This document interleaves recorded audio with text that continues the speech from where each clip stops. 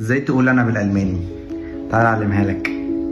اهلا بيكم يا اخواتي. معانا النهارده الضمائر الشخصيه في اللغه الالمانيه. اول ضمير معانا اللي هو اش. اش يعني انا. الضمير التاني دو. دو يعني انت. الضمير التالت ايا. ايا يعني هو. الضمير الرابع معانا زي. زي يعني هي.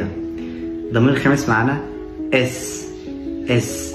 في حاجة في اللغة الألمانية موجودة اسمها المحايد، اللي هي لا مؤنث ولا مذكر. المحايد ده بينسب ليها. الضمير السادس معانا فيا. فيا يعني نحن. الضمير السابع معانا ايا.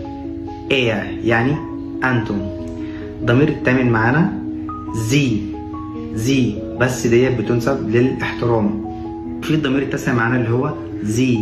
زي يعني حضراتكم. طبعا الضمائر دي كلها معانا في النوميناتيف. هنعرف ده كله في الفيديوهات الجايه ان شاء الله في الجرامر.